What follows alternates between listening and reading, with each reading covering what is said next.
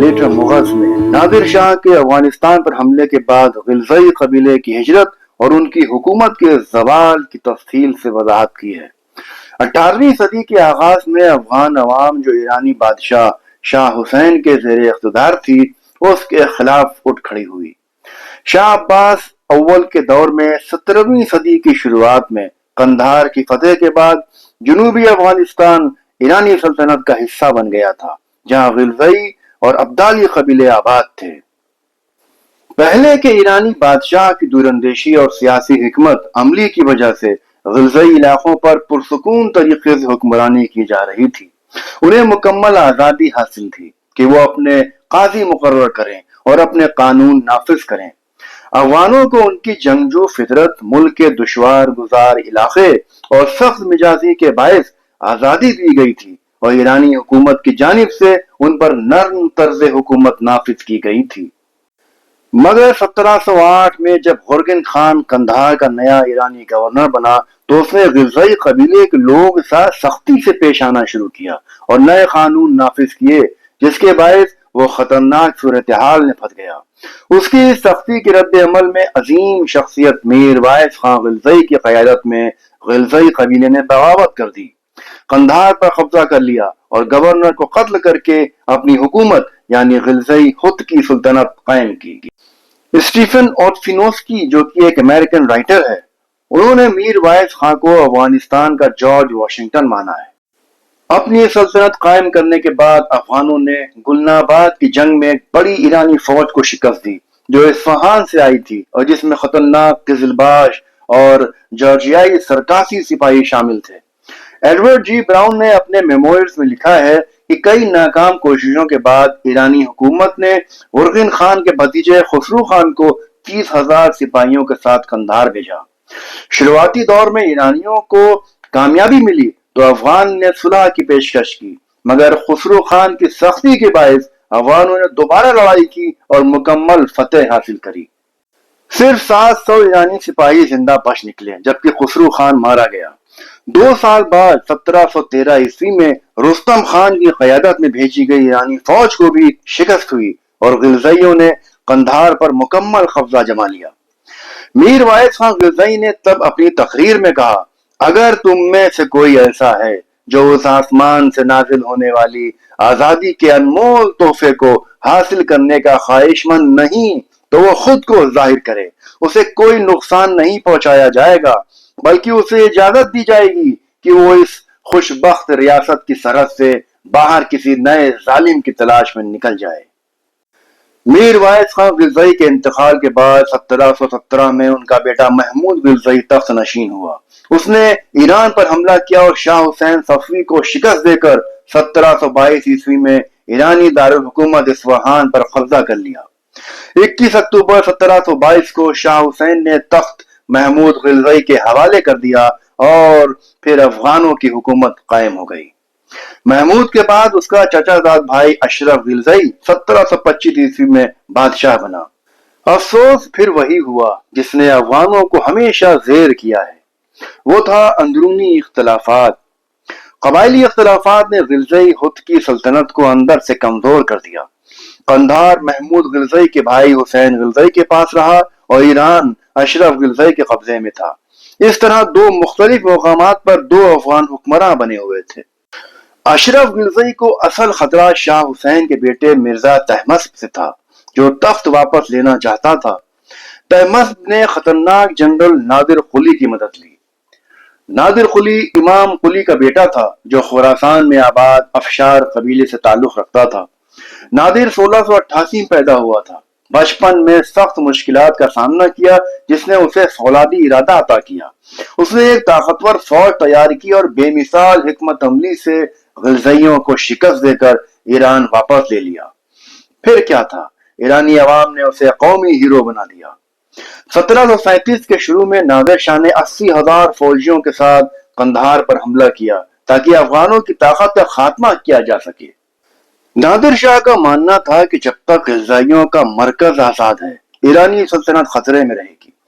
جب نادر شاہ نے غلزائیوں کو ایران سے نکالا تو اس نے دلی کے مغل بادشاہ محمد شاہ کو سفیر بھیج کر کہا کہ وہ پسپائی اختیار کرنے والے غلزائیوں کو مغل سلطنت میں داخل ہونے سے روکے۔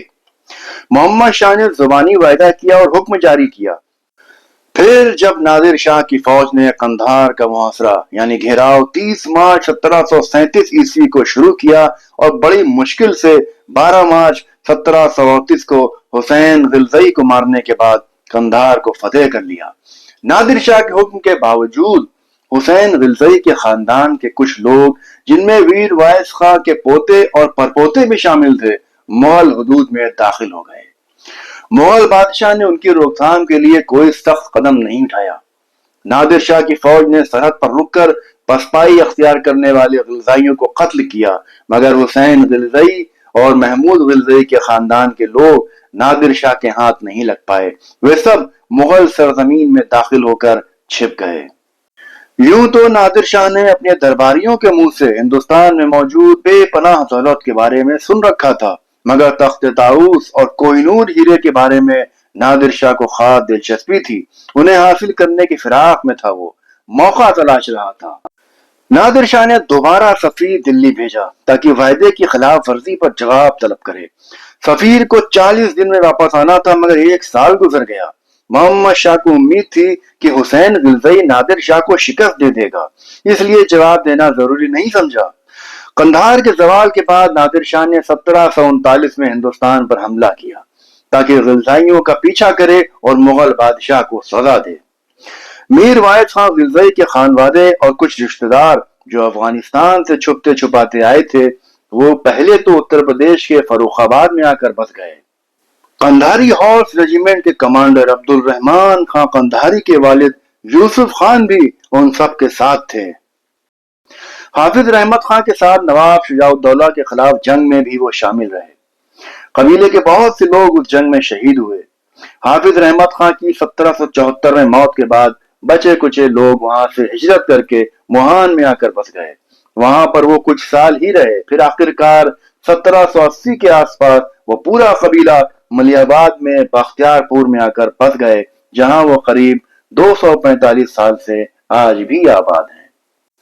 جس وقت غلزئی قبیلے کے بچے کچے لوگ موہان میں آ کر بسے، اسی وقت اسی قبیلے کے یوسف خان خیر آباد آ کر بس گئے تھے۔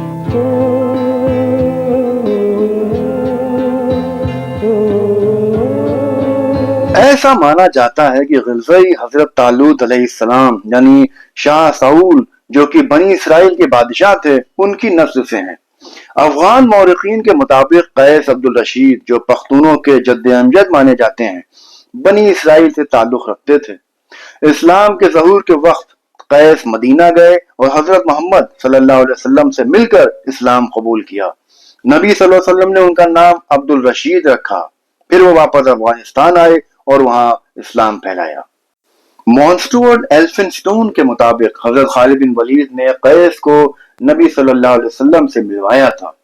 قیس عبد الرشید کی وصیت کے مطابق ان کی تدفین سلیمان پہاڑ کی چوٹی پر کی گئی، جہاں ان کے بزرگ ملک افغان دفن تھے۔ آج اسے کوہ قیس یعنی ماؤنٹ آف قیس بھی کہا جاتا ہے۔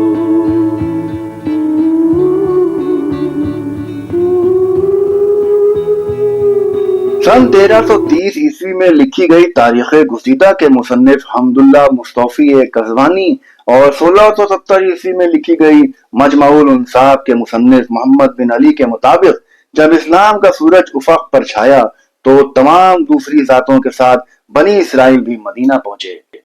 یہ وہی بنی اسرائیل تھے جنہیں کنگ نیبوشیدنیزر نے سیریا سے ہجرت کرنے پر مجبور کر دیا تھا، اور وہ سب افغانستان میں غور کی پہاڑی کے پاس آ کر بس گئے تھے۔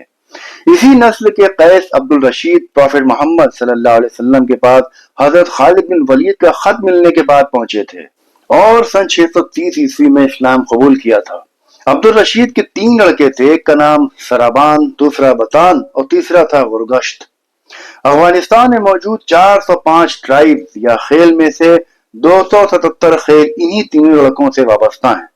105 خیلوں کا بانی سرابان تھا، 70 خیلوں کا بانی بطان تھا اور باقی کے 229 خیل کا بانی غرگشت تھا۔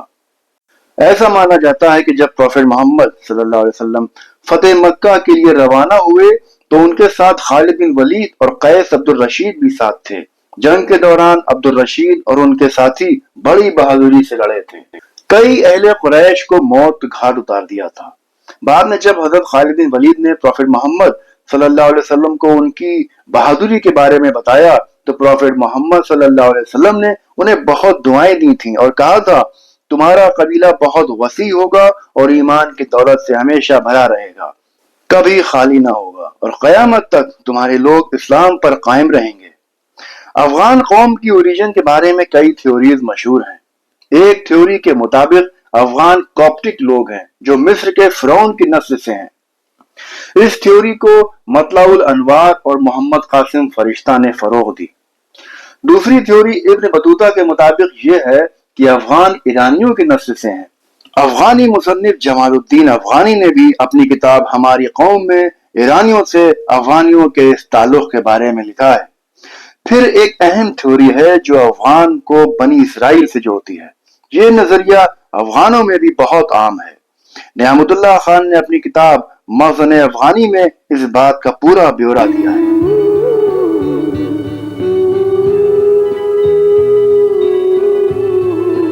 مغل دور کے کچھ مورخین کے مطابق غلزی قبیلے کا تعلق ترک قوم سے ہے۔ وہ اس طرح کہ خراسان کے شاہ حسین کی شادی بطان کی بیٹی بی بی ماٹو سے ہوئی تھی۔ بطان قیس عبد الرشید کے دوسرے بیٹے تھے۔ شاہ حسین اور بی بی ماٹو کی پہلی اولاد جو پیدا ہوئی اس کا نام رکھا گیا غلزی۔ دوسری اولاد جو ان کو پیدا ہوئی اس کا نام تھا ابراہیم۔ ابراہیم سے ہی ہندوستان پر حکومت کرنے والی دو سلطنتیں قائم ہوئی، ایک لودھی سلطانوں کی اور دوسری سوری سلطانوں کی۔ اس لحاظ سے غلزی، سوری اور لودھی تینوں ہی ایک ہی قبیلے کے لوگ ہیں۔